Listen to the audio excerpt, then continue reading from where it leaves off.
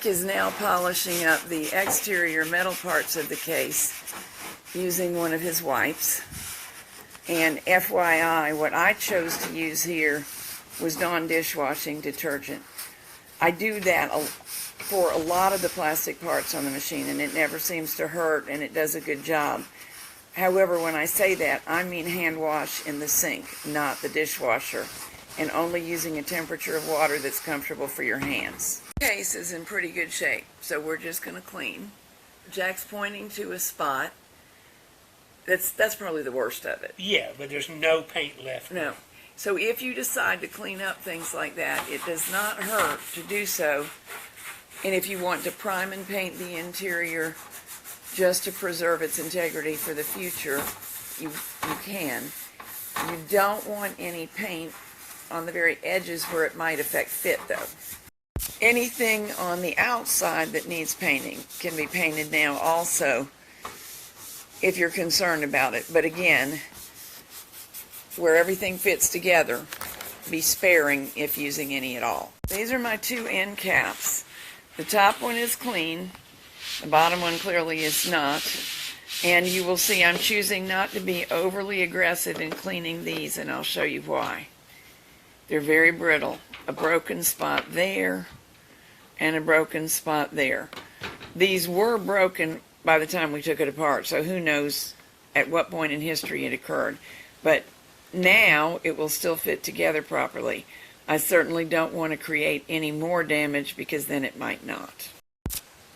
This is all the hardware that came off of my SK150 bed, and it's all sorted and arranged. But in the interim, since taking apart and videoing, I took it apart with gay abandon because I have a husband who knows these things, and people have asked me, are all the screws alike? Why didn't you sort them?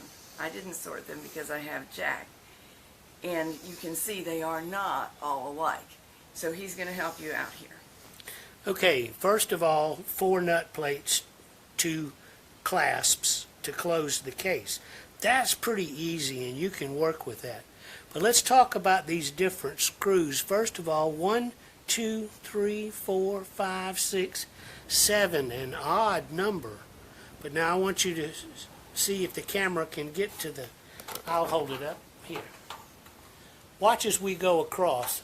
This hole is obviously a different size, but 1, 2, 3, 4, 5. We can't see your hand.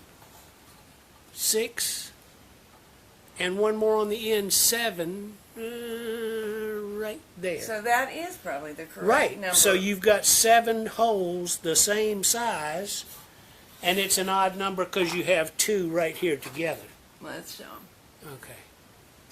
Well, there it is, 2. Yeah, two towards right, the center near the right, handle, but right. not all the way in the center for some So reason. that odd number is correct. Everything else, we've got 4, we've got 2, 2, 2, 2, 2, and then 2, 3, 4, 5, 6, 7, 8, and 2 again. So this is what we're looking for, where the screws might go and what the numbers of the screws are. And even if you're like me, not exactly a hardware expert, once you have it laid out like this, you can see that you can tell the difference between the spot that would hold these. Oops, right. Let me move it so they can see. These little bitty baby screws and these plainly don't go in the same hole. So we'll be able to use a certain amount of process of elimination. And we're going to go a little better than little baby screws. Excuse me, that's They're Here you go. They're fine machine thread, and they're got a tapered head and a cross point drive with a little dome to the top of the head. All right? So if you want to get particular. This, if you'll notice this screw, can you see me okay? Yes, we can. That screw has a little hip at the top. So when it screws down, it's only going to screw down to that hip.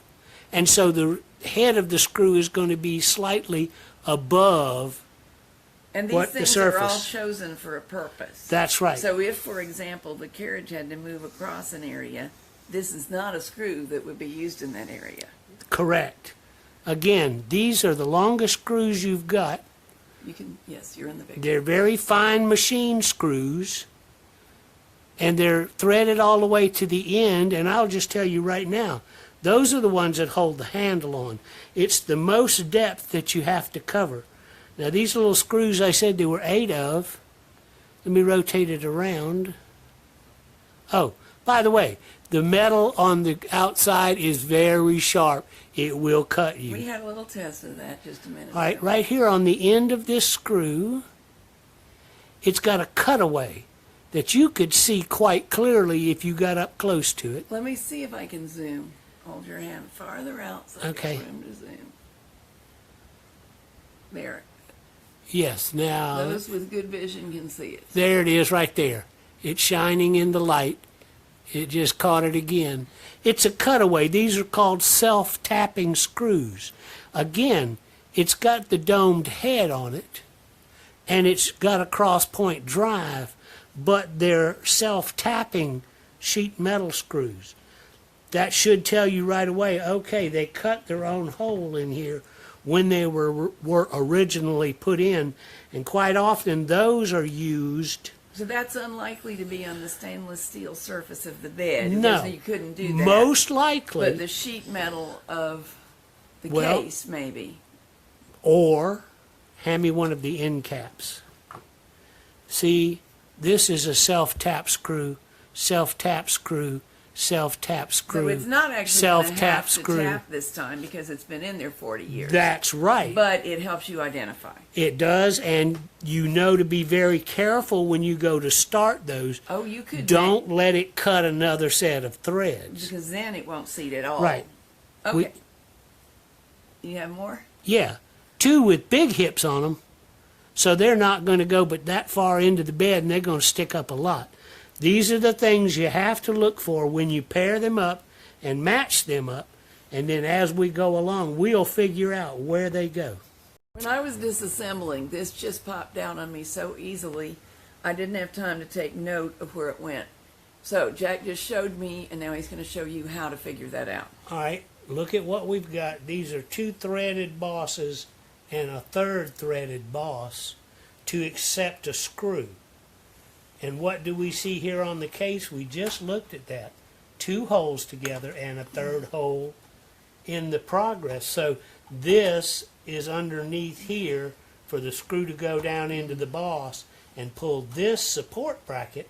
And if you can see, these are also threaded bosses, and when you line it up you think, oh look, they're right opposite the handle brackets. So that's a reinforcement for the carrying area. And that's your mast support is the handle bracket, and this is stiffening for that mast support. So the way I remember it, it came popping out at me. Just like that.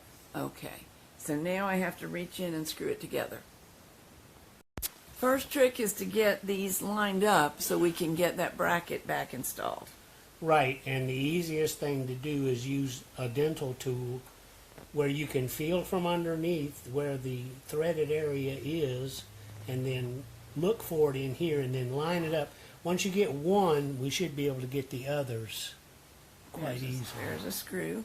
Yep, and the holes show themselves very well. My fingers fit under there just fine. And actually Jack's able to get his in too. So most of you will be able to exert a little pressure upward on the bracket while you screw the screw. And again, this is a wiggle, wiggle, wiggle, wiggle, because eventually when it gets down, see how that screw is riding up? Mm-hmm. When it gets all the way down, it's going to pull the bracket up just a little bit. And I need another screw, lovely assistant. Here you go. Is this one of the cases where you get them both started before you tighten either one? All 3. Okay. Because of alignment being such a particular thing. And then we'll go back and put the screws in for the handles, same thing.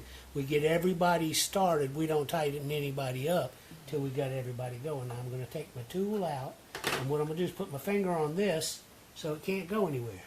And here comes. Another one of those 7 screws the same.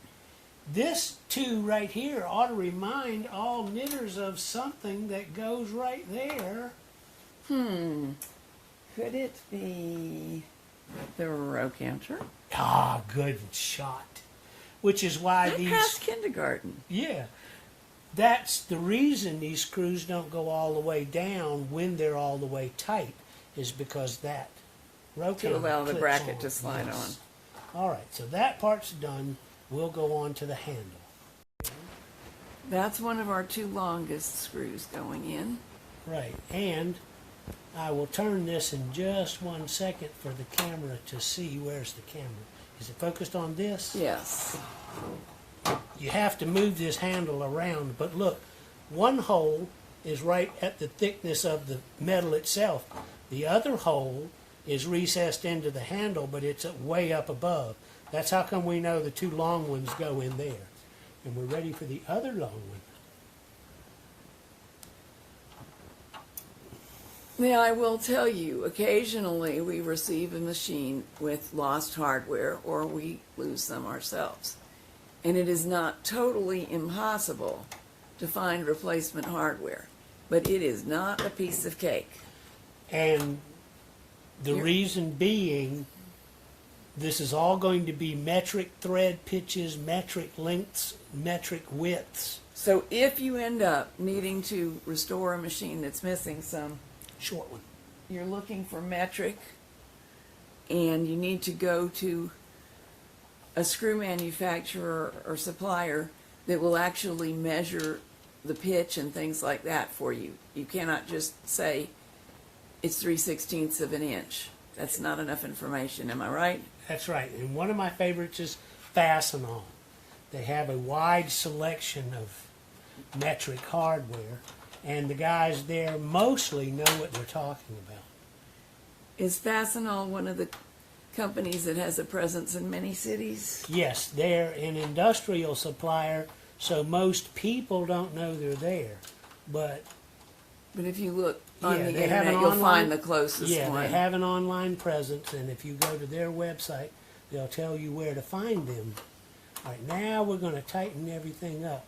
But now, notice we're working in two directions. We're pulling the bracket this way, and we're going to be pulling the bracket this way. So what we want to do is not change the shape of the bed. So Well, it's just the casing for the bed, but it won't fit on nicely if you've That's right. altered it. So let's first tighten the screws that hold it this way. Then we'll tighten these screws because this will flex a little bit and move to the bracket instead of trying to pull the bracket away from the bottom of the casing. We have 4 little nut plates like this that fall out, and it's hard to figure out where they go. And Jack is putting one of them back in where it goes. There are 4 screws that require them, even though there are 7 across here. These Right. 3 actually affix to something else. But Right. You can see the foot of the clamp right there. that clamp that we slid back in. Right. These 4 require these nut plates to get seated. And here's how you do that. Are you watching? We're watching. You take the tip of your magnetic finger Yeah. and you slide it up in there. And once you get it into place, you move it around till you see the hole line up. Then you get your little itty bitty screw. And these it's just a screws, matter of balance to get Yeah. that in on the tip of your finger. these screws will not seat properly in their correct holes without the nut plates. So if you have ever heard a clunk and had something fall out, a small rectangle that didn't seem to have a reason for being, this could be its reason for being. And because my suspicion is because this casing was used on a number of different beds, these 4 are merely decorative. They don't really hold on to anything, and there's nothing But on the you bed. think they might have mass-produced a casing that fit other similar machines? Right, and just like these 3 have a bracket under them, on other machines, these 4 probably did too. I would like to point something out that I've messed up before. There are also nut plates seated in the ends. They usually don't pop out as easily, but sometimes they do. And don't lose one. We've got the bed between us, just completely loose, and we're about to rotate it into the case. Yes, just like we put that center bracket in, each one of these attached brackets must rotate in. And what we try to do is imagine the end cap being on, and it goes in far enough to slip down into. And I felt it kind of clunk into a groove. Right, it did. Which is good. And Right. by the way, this is only a two-person job so that you can see. Normally, one person would center him or herself on the bed and That's manage right. no problem. Come the feet, oriented smoother side up. And the big part to the back. See, otherwise it won't get down in there. Oh, I'm backwards here. Yeah. This is what he means. This, the larger area of the opening. Right. To the And back. you put it in the hole. Slide it to the edge just a little. There you go. Okay. And the camera can't see where the hole is. Let me adjust. I got this. You can turn it loose. Okay. Now is where we're trying to go into an opening in the metal part. Right, and you'll have to slip your bed in, push it towards I the back. am. Okay. And there we go. I don't feel that mine is in perfectly. But I'm we going to can- have to wiggle it off camera. Okay, Jack's is pretty much in place. Mine is close, but not quite. So you said, I Yeah, see what you mean. we'll put an end cap on, and we'll work from one end to the other, securing the bed to the end Now cap here's and the when feet. the octopus needs to come back because you've got to hold all this together at one time. That's right. There goes Jack putting the left end on. It's pretty logical how this fits. It is. The problem is that, see, this is where the end of the metal is going to be. And so it wants to hug up to the bottom of the bed. So you got to kind of insert a thumb, and with your other hand, slip it into place. Then again, you're going to clamp them together. And I want to remind you, this end cap is the most likely portion of the machine to have been stressed and also to become brittle over time. And true, even if it breaks, we can live without it, but be gentle so it doesn't break. Show them the screw you just put in. All right. There's one on either end, and if you'll notice, here's the cleavage. There's one right here on the other side of the bracket. We didn't have to take that one off. Right. So you're matching your end one to the one slightly farther in. Right, and you could ahead of time, if you needed to be certain, take that screw, try it into the nut plate that's in the end cap, and Yeah. know whether it's correct. We just know because we matched it up. And again, now just snug so it holds. Not and then- torqued down. Yeah, and then we're going to get the rest of our screws in, which will pull down flush to the bed. Jack's putting in the screw that's back towards the rail, and he just described it for you. Okay, it's got a beveled head on it, just like the little guys that we put in the back, so that it pulls down flush. I'm trying to find the picture and get myself into it. There it is. We just discovered that our dirty fingers are getting some smudges on the exterior, but we can wipe them off later. No need for tears. Right, just wipe, scrubs in a tub. All right, now, as we tighten these up, as she said, the seam becomes more and more perfect. So these two are snug. We're going to flip it and do the bottom.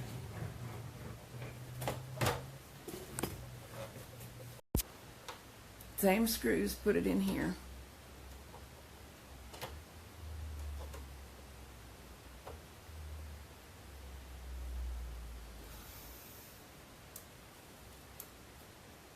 One more time.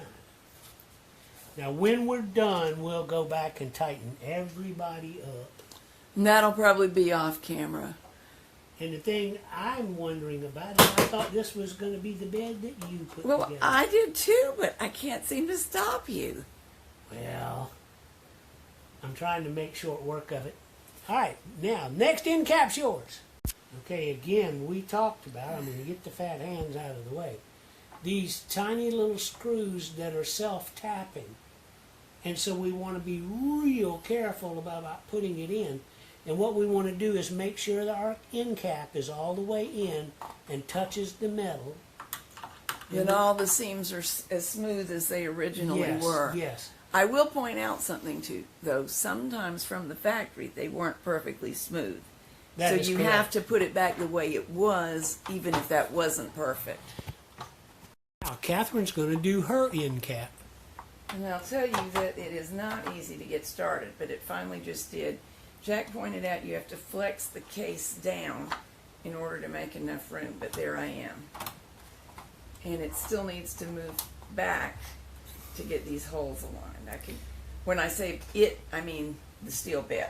Right, and we can hand you an alignment tool if you think you need it. No, I got it. I got it. Okay. Did you just see it shift a little? I did, and now here's your big screwdriver, and you know which screws they are. No. Start with the one in the front that matches this one right here. Right. Okay. Jan? This is the one with the really deep hip, and if Catherine will hand me the small screwdriver very quickly, I'll show you. When it goes down in that hole, look how far down in the hole, all the way to the end of the black. Wow. Okay, so this, again, cluage for how we figure out where these little guys go. And though this is a big screw, it actually goes in best with the little cross-point screwdriver. Well, it does, in fact, have a small opening in the top. Right. And again, we're not going to tighten anything up until we have everything started.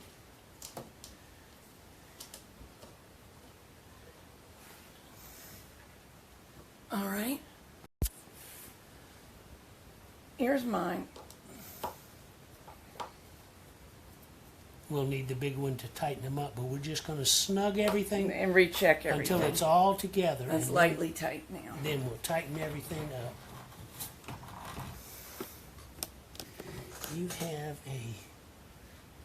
right, one of the reasons that we don't want anything to be too tight is exactly what we've got right here. We have to slip the bed forward just enough to get this screw started down in here.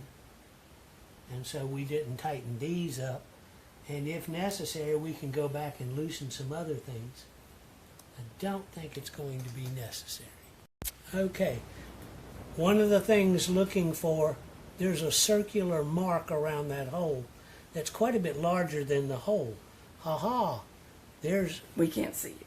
a built-in washer is what they call that. It's a wide-headed screw so that it holds flat to the sheet metal. This is our bracket that we put in from the other side, and then we're going to put these screws in to hold the handle. And they are not playing good today. There it goes. No, there are two of those. Right, One is presently on the floor. We'll rescue that off camera. right. Let me loosen this just a hair. There you go. Here goes the second one in. And like I said, these are very important because these are the holes for your mast, and you do not want the mast wobbling around, which is why the design has that support bracket on the inside.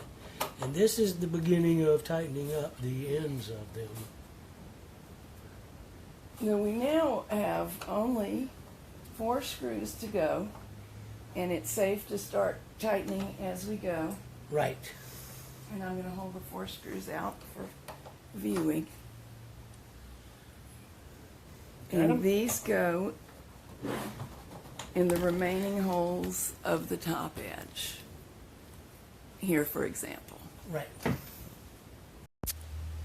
All right, here's what we found out. We don't have the feet down yet. We have the end caps on. There's one screw that's all by itself, and you're going to say, I only have one of those because there's one hole in the bottom of the bed right between the feet.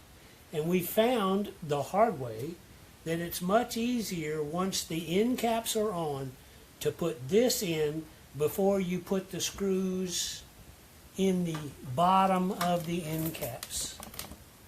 Before this, in other words, Right, do put this in. this. And what that does is help hold your feet in place while you do all the manipulating you're going to do, because there's only one screw goes right in there, and we talk about that later. All right, once the bed is secured to the case, then you'll see that your latch brackets line up with the little machine bosses inside of there. And here's what we do.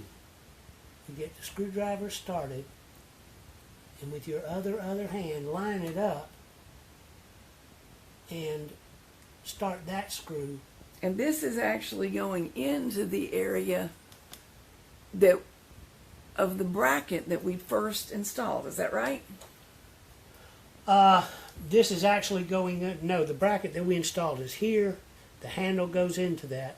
These are actually parts of the bed. There's the support for the foot right. has an angular piece. Remember So the brackets about here? Yes. Remember when we dipped the bed up into the casing? That was to position these to accept the foot brace and these. Okay. But if you'll start the bottom one, this little one on the inside is a little tricky. And again, these are beveled on the end. Can you see that? Hold on. Now we can see. Okay. These screws are beveled at the bottom of the head. So they're going to sort of align themselves in here. So here we go, because there's a bevel in the bracket mount. So as it goes in, it's going to pull itself to the bed, pin the sheet metal. You should be able to feel it seating Yeah. to something. Yeah, don't over tighten, but that's what aligns the clamp so it's in the right spot. Now this machine is fully cleaned and fully back together. But because we're trying to do a complete restoration, I'm going to show you one little flaw. We have a crooked gate peg here, and Jack is going to show you that that is usually repairable. All right, remembering that these little guys are really pretty sturdy. So in order to bend one, you've got to flex a little past the spot you want it to be in, and then let it flex back. Now what we're going to do is pad our pliers. So like the dentist does, we're going to put cotton on either side. Here we are. Now, We don't want to rough up the Right. peg, in other words. what we want to do is try to hinge. Can the camera see where my finger is? Yes. We want to try to hinge from here, not up in the height of the shank, here. Right. Okay, we want to bend from down there. So I've got my pliers all the way down to the base, flex a little bit, and see, I can feel the two gate pegs on either side. I'm going to zoom out a little so you can see his motion. Oh, so much better. Yes. And again, I'll show you by not doing it, but when I flexed, I could feel the gate peg on either side and how far this one went, maybe 1/16 of an inch beyond those. And then it sprang back. And then let it spring back. So you may have to do it twice to get it right, but rather twice than bend it too far and bend it back. You could break it with metal Yes. fatigue, and you Yes. certainly don't want that.